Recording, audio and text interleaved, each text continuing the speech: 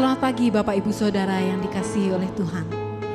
Dimanapun Bapak Ibu Saudara berada, pagi hari ini saya mengajak Bapak Ibu untuk kembali menghadap kehadirat Tuhan. Kita mau menaikkan puji-pujian kita mau menaikkan penyembahan kita sebagai dupa yang harum di hadapan Tuhan. Biarlah hanya Dia saja yang kita sembah, hanya Dia saja yang layak untuk kita puji dan kita muliakan. Haleluya.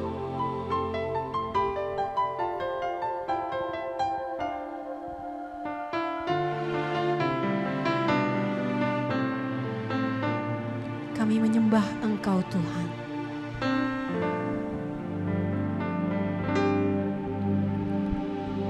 Yesus, Kau telah memulai segala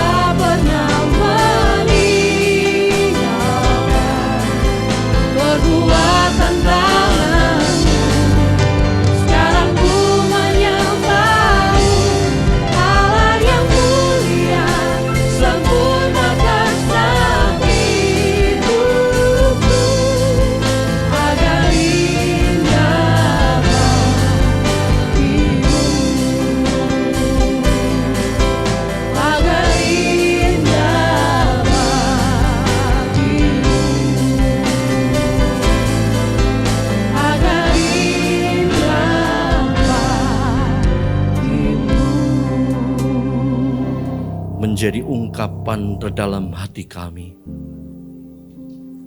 Ulurkan tangan kami untuk menuntun setiap langkah kami. Dalam segala musim hidup kami, penyertaan-Mu tidak akan pernah melepaskan kami. Sebab Engkau adalah Tuhan dan Gembala kami. Membuka hati kami siap menerima pemberitaan firman-Mu ini. Dan kami sekalian yang percaya sepakat dengan mengatakan amin. Puji Tuhan, silakan duduk kembali Bapak Ibu. Selamat pagi Bapak Ibu. Apa kabar? Baik. Saya rasa belum terlambat Bapak Ibu ya, saya mengucapkan selamat tahun baru untuk kita sekalian.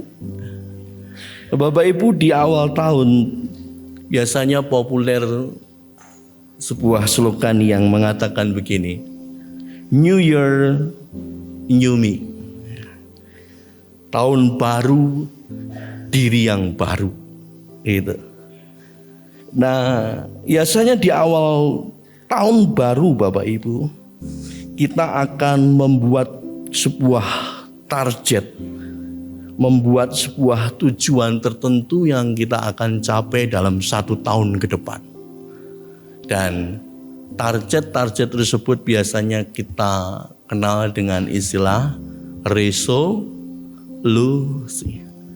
Pak Dani sudah buat resolusi?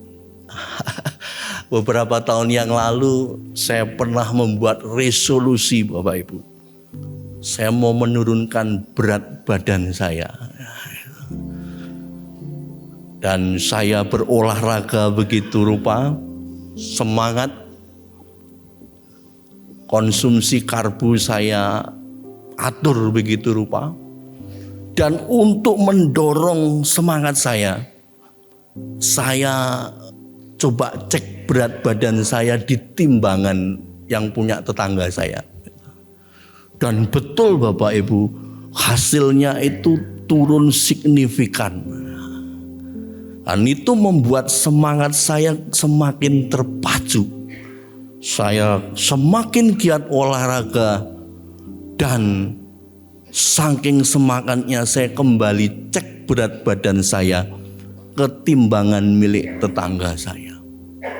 Dan betul itu menambah semangat saya karena ada penurunan yang signifikan. Tapi ternyata timbangan tetangga saya itu rusak Bapak Ibu.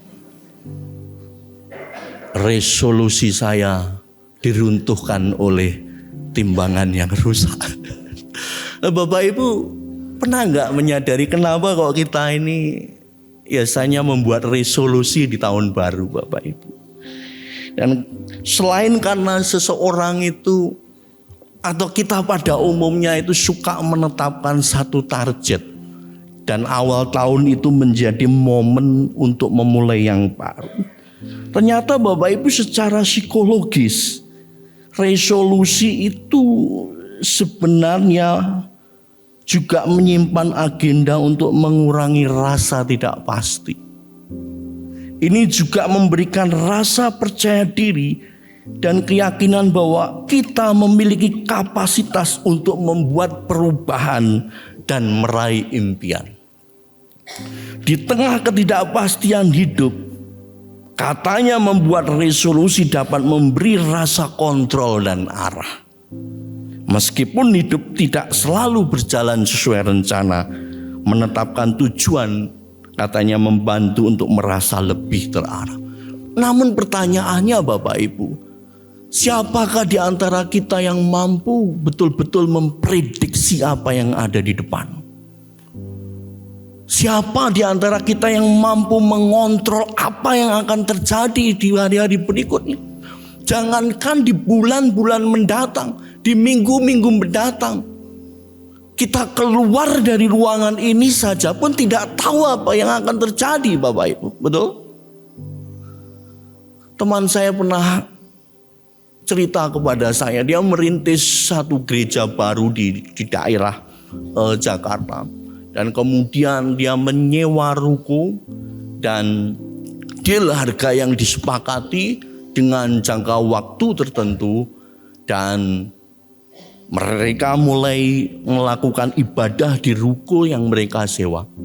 Tetapi apa yang terjadi? Pandemi COVID-19 datang. Dan ruko itu tidak bisa dipakai. Tetapi sewa tetap berjalan. Tidak ada kompensasi. Kalaupun diberikan itu hanya sedikit, dan dia mengatakan saya stres pada waktu itu. Sekali lagi Bapak Ibu, kita menghadapi realita yang penuh dengan ketidakpastian. Dan biasanya dasar yang kita pakai untuk memprediksi atau mengontrol masa depan sebenarnya adalah apa yang kita miliki dan apa yang pernah kita alami. Kita berdasarkan pola-pola yang pernah kita lewati, berdasarkan kebiasaan-kebiasaan yang pernah kita jalani, kita membuat perencanaan di hari-hari yang ke depan. Maka tidak heran Bapak Ibu, kalau sesungguhnya manusia itu hanya dapat memahami perjalanan hidupnya dengan melihat ke belakang, tetapi harus menjalani dengan melihat ke depan. Manusia hanya dapat memahami perjalanan hidupnya dengan melihat ke belakang, tetapi harus menjalani dengan melihat ke depan. Dengan kata lain, ruang ketidakpastian di depan itu bukan hanya sekedar kekurangan informasi, tetapi sesungguhnya ruang masa depan yang akan kita jalani itu adalah ruang iman dan menuntut keberanian kita melangkah. Amin. Pertanyaannya Bapak Ibu, di tengah ketidakpastian, di hadapan sesuatu yang belum jelas ke depan, apa yang bisa kita teguh pegang untuk menjalani hidup ini? Ada berita baik pagi hari ini. Kita akan menemukan satu pegangan hidup yang pasti, yaitu Tuhan akan menuntun hidup kita. Karena Tuhan adalah gembala kita. Amin. Keyakinan itu mari kita akan temukan dalam Mazmur pasal 23. Ini adalah sebuah refleksi perjalanan iman panjang yang pernah ditempuh oleh Raja Daud. Di dalam Mazmur pasal 23, Daud mendeklarasikan imannya. Dia mengatakan, Mazmur Daud, Tuhan adalah gembalaku, takkan kekurangan aku. Ia membaringkan aku di padang yang berumput hijau. Ia membimbing aku ke air yang tenang. Ia menyegarkan jiwaku. Ia menuntun aku di jalan yang benar oleh karena namanya. Sekalipun aku berjalan dalam lembah kekelaman, aku tidak takut bahaya. Sebab Engkau bersertaku, gadamu dan tongkatmu itulah yang menghibur aku. Engkau menyediakan hidangan bagiku di hadapan lawanku. Engkau mengurapi kepalaku dengan minyak, pialaku penuh melimpah. Kebajikan dan kemurahan belaka akan mengikuti aku seumur hidupku, dan aku akan diam dalam rumah Tuhan sepanjang masa. Pemazmur mengungkapkan Tuhan adalah gembalaku.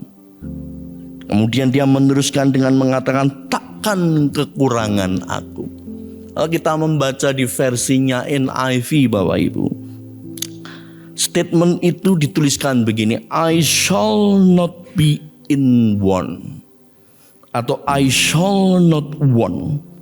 Makna ini Bapak Ibu sesungguhnya menyiratkan bukan hanya sekedar tidak kekurangan sesuatu, Tetapi Daud mengatakan di dalam Tuhan, aku tidak menginginkan apapun.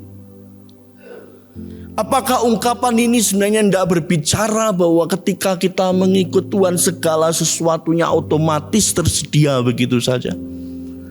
Apakah ketika kita mengikut Tuhan pasti jalan yang kita tempuh penuh dengan kelimpahan begitu? Dan tidak ada kesulitan hidup begitu? Nah, kalau kita melihat konteks dari Mazmur 23 ini tidak demikian. Kalau kita membaca di ayat 4, toh juga domba-domba yang menggambarkan umat Tuhan di situ juga dalam keadaan tertentu juga mengalami lembah kekelaman. Di ayat 5 pun juga kita melihat bahwa Tuhan ketika memelihara umatnya, ada tekanan dari sekelilingnya, musuh-musuh yang menghadapi dia. Itu artinya sebenarnya apa yang disairkan Daud ini sedang berbicara bukan hanya seseorang mengikut Tuhan itu segala sesuatunya itu berjalan mulus, tidak. Namun ungkapan di balik ini sebenarnya adalah deklarasi iman, satu pengakuan di dalam iman bahwa pemeliharaan Tuhan itu yang akan menjamin hidup umatnya dengan penuh kecukupan. Ungkapan ini sekali lagi tidak mengatakan kita akan berjalan selalu di dalam kemulusan, namun menegaskan keyakinan iman bahwa Tuhan sebagai gembala hidupnya tidak berada dalam kekosongan atau ketiadaan pemeliharaan. Tuhan akan memperhatikan dan memelihara umatnya. Coba kita akan lihat Bapak Ibu, pemeliharaan Tuhan itu seperti apa. Tuhan ternyata tidak hanya memperhatikan kecukupan material atau kebutuhan sehari-hari umatnya. Padang yang berumput hijau ternyata bukan hanya menunjukkan kesediaan atau pemenuhan kebutuhan makanan bagi domba-domba itu.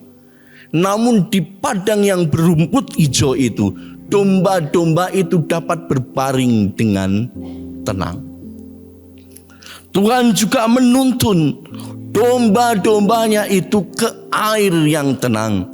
Air ini bukan hanya untuk domba-domba ini minum, tetapi dikatakan air ini juga menyegarkan jiwa domba-dombanya. Dan kalau kita melihat ke ayat 5 juga kita melihat bagaimana Tuhan Bapak Ibu menyediakan berkat-berkat bagi umatnya. Pialanya meluap. Tuhan memberikan makanan dan juga memberikan minyak. Itu semuanya sebenarnya berbicara bukan hanya kecukupan material, tetapi ada sukacita, tetapi ada kemenangan, tetapi ada jaminan akan kemenangan di dalam Tuhan. Dengan kata lain apa Bapak Ibu? Kecukupan yang utuh, pemeliharaan yang utuh sebenarnya hanya ada di dalam Tuhan. Amin. Kita hanya bisa menemukan kepuasan hidup yang sejati itu hanya ketika kita berada di dalam pimpinan Tuhan. Di luar Tuhan, meskipun segala sesuatu kita miliki, kehidupan kita tidak akan dijamin memiliki makna dan kesejahteraan itu. Ada suatu cerita yang pernah saya baca Bapak Ibu. Ada seorang bankir yang memiliki segala sesuatunya. Kemudian dia memutuskan untuk menikmati hari-harinya di villa yang dia bangun di tepi pantai. Matahari bersinar setiap pagi dan udara yang begitu segar dia nikmati. Kita membayangkan hidup dengan kenyamanan seperti itu, kita akan menyimpulkan dia sudah mendapatkan segala sesuatu. Namun suatu kali dia menulis surat kepada temannya. Satu surat singkat. Dia mengatakan begini, aku memiliki berlimpah-limpah untuk hidup. Tapi aku tidak tahu hidup ini untuk apa. Berada dalam pemeliharaan Tuhan berarti hidup dalam kecukupan sejati. Kecukupan ini tidak selalu tampak dalam kelimpahan atau kemudahan hidup, tetapi dinyatakan melalui bahwa Tuhan memelihara kita dalam setiap keadaan, sehingga jiwa kita dapat tetap tenang dan utuh sekalipun berada di tengah keterbatasan dan ketidakpastian.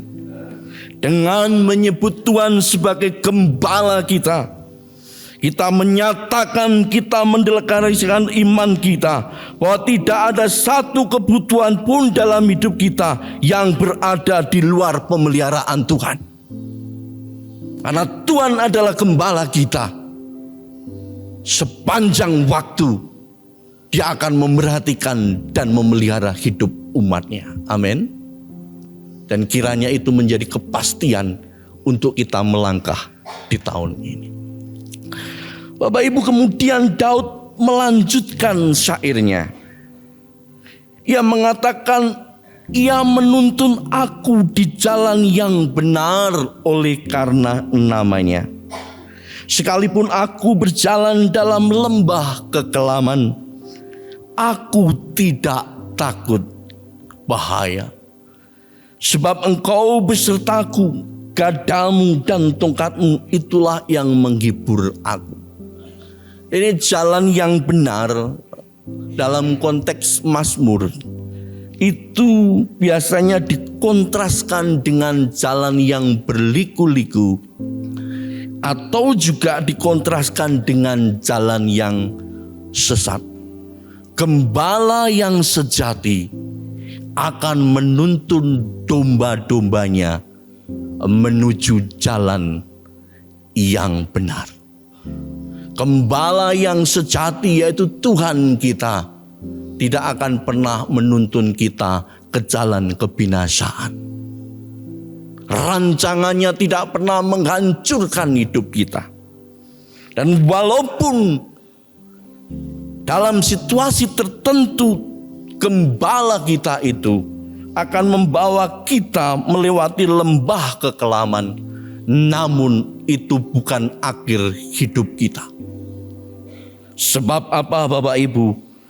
Gada dan tongkatnya Tuhan itu yang akan menghibur kita. Ada kalanya Bapak Ibu kita dibawa dalam perjalanan yang penuh kemenangan demi kemenangan. Apa yang kita planningkan itu berjalan demikian rupa berhasil. Namun mungkin ada situasi tertentu kita akan dibawa melewati lembah kekelaman itu. Kita dibawa ke lembah kesulitan tertentu. Kita dibawa ke suatu situasi yang membawa kita rasa kering, kerontang dalam hidup kita dan kita putus asa. Namun ingatlah Bapak Ibu, gembala yang agung itu tetap akan menyertai langkah kita. Tongkatnya itu menggambarkan ketika kita mungkin mulai bergerak ke arah jalan yang melenceng sesuai dengan keinginan kita, Tuhan akan menarik dan memimpin kita. Nah, gada yang dibawa oleh para gembala itu sebenarnya juga berfungsi untuk menghalau binatang buas ketika domba-domba itu merasa diancam. Dan perlindungan Tuhan itu sebenarnya tetap akan menyertai kita meskipun kita berada di dalam kesulitan. Tuhan tidak akan pernah meninggalkan kita sebab penyertaannya itu mendampingi kita. Dan penyertaan Tuhan itu memimpin ke jalannya yang benar. Bapak Ibu, pernah melakukan satu perjalanan bersama tim sekolah minggu. Dulu saya ini tim sekolah minggu, Bapak Ibu. Body saya masih smart. Ya, sekarang sudah bukan body smart tapi body smart. Ya. Ketika kami selesai pelayanan, kami pulang dari Semarang. Kami berpikir jam 10 malam itu sudah akan tiba di Malang. Ya, perjalanan dari Semarang itu lancar sampai kemudian kita masuk ke daerah Kediri situ. Dan kebetulan drivernya itu baru 4 tahun berada di Jawa. Ya belum paham Kediri dan seterusnya itu. Waktu itu belum ada GPS atau Google Map, itu belum ada, Bapak. Itu masih zamannya Nokia pisang gitu. Nokia poliponik. Gen Z nggak akan tahu itu apa itu Nokia pisang itu. Tapi masih gede itu. Dan begitu masuk Kediri, teman saya bingung. Tapi syukurnya Bapak Ibu, kemudian ada truk yang menyalip kami. Dan truk itu ternyata platnya N. Dan rekan saya yang satu mengatakan, itu truk N, itu plat Malang. Ikuti truk itu. Kita akan segera sampai ke Pare dan kemudian ke Kandangan. Setelah itu perjalanan begitu rupa dan kita akan sempat sampai di Sati dengan cepat. Dan betul kami akhirnya pepet truk itu, Bapak Ibu, supaya dia menjadi penunjuk arah kami. Truk itu diikuti dan kejanggalan terjadi, Bapak Ibu. Kok kami nggak sampai ke Pare, Bapak Ibu. Lama begitu. Semakin diikuti kok kita nggak deket Pare, apalagi Kandangan. Dan karena kami rasa curiga, kami berhenti dan tanya ke pos polisi setempat. Dan ketika kami lihat pos polisi itu, posisinya ada di Wates Kediri, Bapak Ibu. Itu truk bukan menuju ke Malang walaupun platnya N, tetapi sebenarnya sedang mengarah ke Blitar, Bapak Ibu. Tuhan gembala kita yang baik bukan seperti truk itu, amin. Percayalah bahwa dia tidak akan bukan, sebenarnya juga dia nggak niat menyesatkan kita aja yang salah panduan, Bapak Ibu. Tapi percayalah Bapak Ibu, bahwa Tuhan akan menuntun dan menyertai kita. Jaminannya apa, Bapak Ibu? Nama Tuhan itu sendiri. Nama di dalam tradisi Yahudi bukan hanya sekedar nama, tetapi juga berbicara mengenai karakteristik pemilik nama itu. Dan kita tahu bahwa Allah kita itu adalah Allah yang El Shaddai, Allah yang berkuasa. Dia adalah Yehovah Yireh, Tuhan yang menyediakan. Allah kita itu namanya juga dikenal adalah Yehovah Rafa, Tuhan yang menyembuhkan. Dia juga dikenal dengan Yehovah Shalom, Allah sumber damai sejahtera. Dan kita juga mengenal Allah itu adalah Yehovah Ra'ah, Tuhan adalah gembalaku. Dia adalah Allah yang Elohim, Allah yang berkuasa dan akan memegang hidup kita dalam penyertaannya. Amin. Sekali lagi mari kita berjalan mengikuti Tuhan sebagai gembala kita, sebab Allah lah jaminan hidup kita. Berikutnya Bapak Ibu, kita juga mendengar sebuah deklarasi iman yang indah yang dikumandangkan Daud dari pengalaman hidupnya yang panjang. Daud memungkasi syairnya itu, kemudian dengan mengatakan kebajikan dan kemurahan belaka akan mengikuti aku seumur hidupku, dan aku akan diam dalam rumah Tuhan sepanjang masa. Daud mengungkapkan kebaikan dan kemurahan belaka akan mengikuti aku. Sebenarnya kata mengikuti itu sendiri sebenarnya diterjemahkan dari kata mengejar. Ya, ketika Daud pernah mengalami dikejar-kejar oleh Saul, Bapak Ibu. Namun dia juga merefleksikan imannya di dalam Tuhan, bahwa ketika dia tinggal di dalam Tuhan, tanda kutip berkat dan penyertaan Tuhan itu seperti mengejar-ngejar dia. Berkat Tuhan itu mengikuti Daud dalam hidupnya, walaupun dia dalam kesulitan. Daud tidak mengejar berkatnya, namun Daud mengejar sang pemberi berkat itu. Seharusnya yang kita kejar adalah sang pemberi berkat itu. Dan bila kita mengejar atau mengikuti sang pemberi berkat itu, Tuhan itu tidak akan menutup mata kok akan hidup kita. Amin. Dan ungkapan seumur hidupku maupun sepanjang masa itu sebenarnya berbicara mengenai masa depan. Apa yang sudah dilakukan Allah di masa lalu telah memberi keyakinan kepada Daud untuk menghadapi masa depan. Di dalam Tuhan ada penyertaan, ada pemeliharaan, dan juga jaminan hidup di hari depan. Tuhan tidak akan pernah melupakan umatnya. Amin. Bapak Ibu, perjalanan hidup yang akan kita hadapi ke depan tidak akan mungkin lebih mudah dari apa yang di waktu-waktu lalu. Kita melihat berbagai gejolak yang terjadi begitu rupa ya. Kalau di tahun baru kita memulai dengan resolusi, Donald Trump sudah memulai dengan invasi, Bapak Ibu. Dan itu sendiri juga menciptakan tentu saja gejolak yang begitu rupa.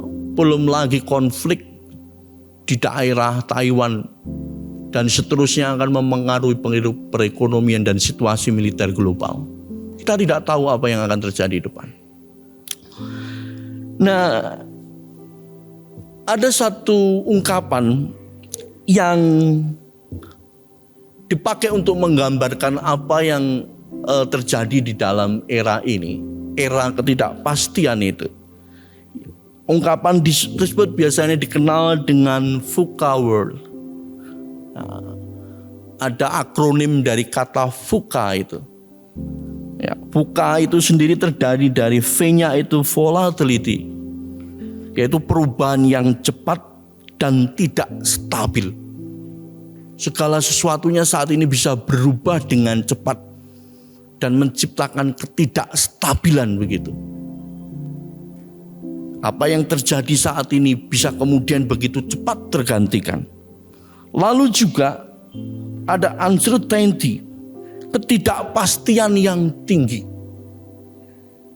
Lalu juga ada complexity, ada persoalan yang saling terkait dan rumit sekali.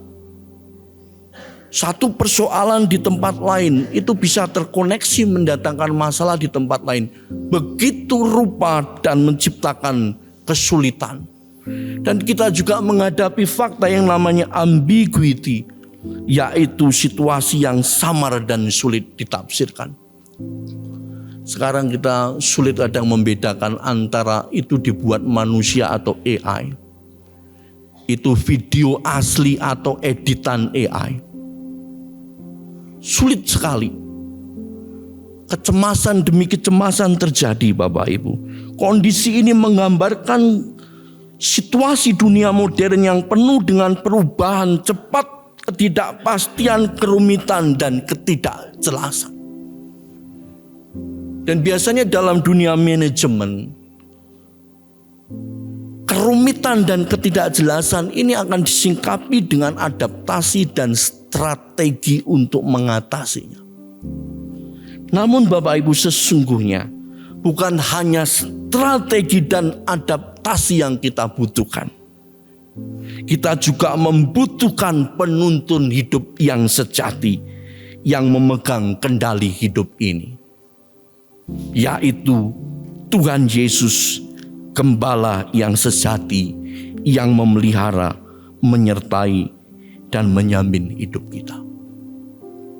Ketika kita mengatakan Tuhan adalah gembalaku, itu berarti kita mengakui bahwa Allah sendirilah yang mengambil tanggung jawab atas hidup kita. Allah sendirilah yang akan memenuhi kebutuhan kita secara utuh. Dan Allah lah yang akan menjamin masa depan kita. Marilah kita tinggal di dalam penyertaan Tuhan. Amin. Tuhan Yesus memberkati.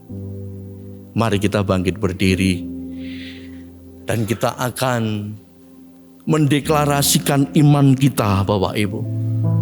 Menyatakan pengakuan kita bahwa hanya di dalam penyertaan Tuhan, Gembala kita yang agung itu, kita mampu menjalani hidup yang penuh dengan misteri dan ketidakpastian. Saya ingin mengajak kita menyanyikan sebuah lagu sebagai ungkapan iman kita kepada Tuhan. Penyertaan-Mu, Tuhan. Haleluya.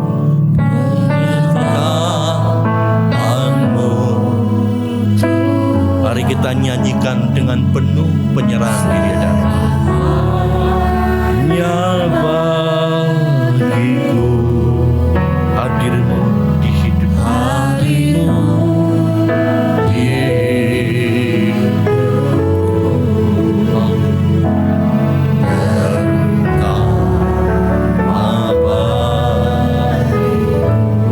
penyertaan-Mu.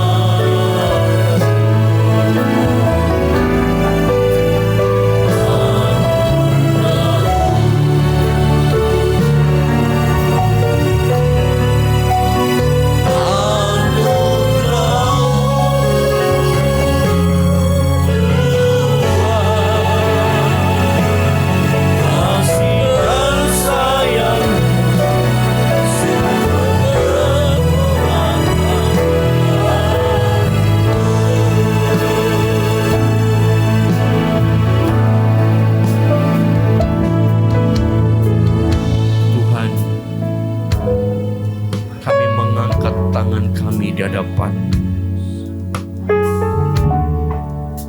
Kami sadar ya Tuhan, apa yang terjadi ke depan itu sesungguhnya tidak bisa kami kontrol dan kami kendalikan.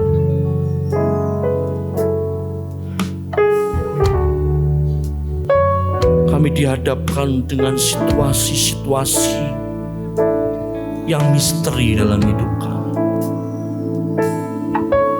Kiranya kami tidak mengandalkan kekuatan kami dan pengalaman-pengalaman kami belaka. Sebab kendali hidup yang sesungguhnya itu hanyalah Engkau.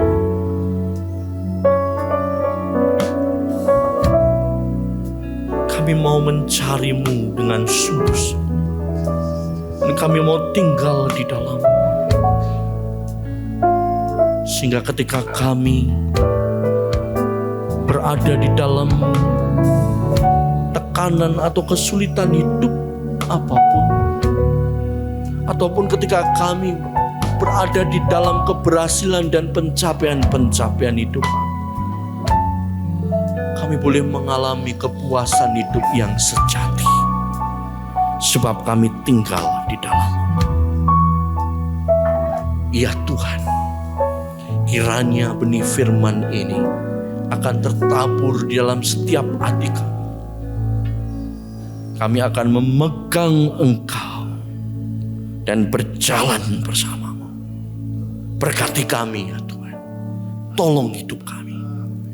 Di dalam nama Tuhan Yesus, kami yang menerima firman ini, kami yang mengaminkan penyertaan ini, dengan sukacita kami mengatakan amin.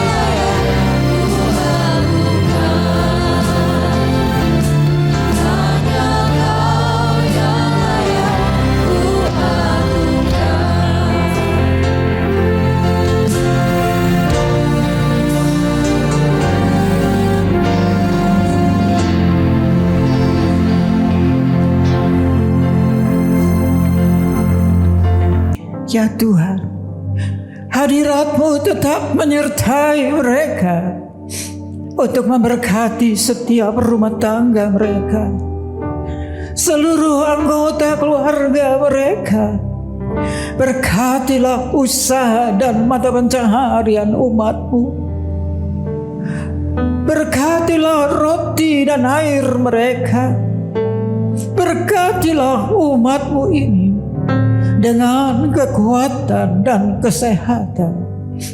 Sesungguhnya Engkau sangat mengasihi umat-Mu.